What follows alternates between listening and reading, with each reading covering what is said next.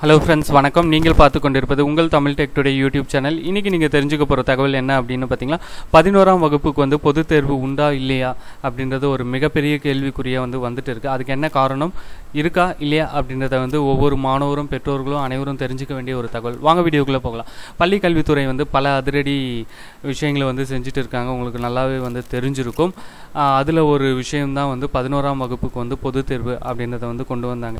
ஏன் கொண்டு வந்தாங்க அப்படின்னு பார்த்தீங்கன்னா, பெரும்பாலான பள்ளிகளில் 11ஆம் வகுப்பு நடத்துகிறதே இல்லை. எல்லாருமே 12ஆம் வகுப்பு பொதுத் தேர்வு அப்படின்றதுனால அதில் கான்சென்ட்ரேட் பண்ண ஆரம்பிச்சிட்டாங்க.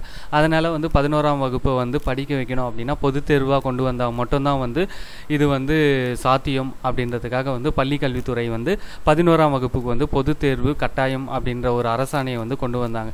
இதை எதிர்த்து ரமேஷ் அப்படின்றவர் மதுரை ஹைகோர்ட்டில் வழக்கு தொடுத்திருந்தாங்க. எதுக்காக அப்படின்னா, 11ஆம் வகுப்பு பொதுத் தேர்வு ரத்து செய்யணும், இது மாணவர்களுக்கு ஒரு மிகப்பெரிய சுமையாக இருக்கும் அப்படின்னு சொல்லியிருந்தாங்க.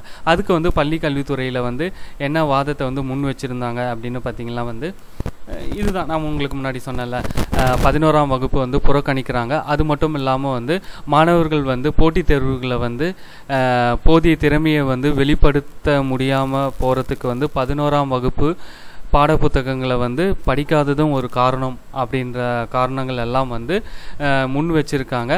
இதை விசாரித்த மதுரை ஹைகோர்ட் தேதி குறிப்பிடாமல் வழக்கை ஒத்தி வச்சுட்டாங்க. ஸோ அதுதான் பிரச்சனை. இப்போ என்ன ப்ராப்ளம்னா, எக்ஸாம் நடக்குமா நடக்காதா, திரும்பவும் இந்த வழக்கை எப்போ விசாரிப்பாங்க, எந்த விஷயமும் இன்னும் தெரியலங்க. இன்னமும் 11ஆம் வகுப்புக்கு பொதுத் தேர்வுன்றது ஒரு மிகப்பெரிய கேள்விக்குறி அப்படின்றது மட்டும் தெளிவாக தெரியுது. இந்த தகவலை எல்லாரும் தெரிஞ்சுக்கோங்க. இன்னும் வேறு ஏதாச்சும் அப்டேட் வந்தாலும் கண்டிப்பாக நம்ம சேனலில் அப்டேட் பண்ணுவோம். அதுக்கு நம்ம சேனலை சப்ஸ்கிரைப் பண்ணி சப்போர்ட் பண்ணுங்கள். அடுத்த வீடியோவில் உங்களை சந்திக்கிறேன். நன்றி, வணக்கம்.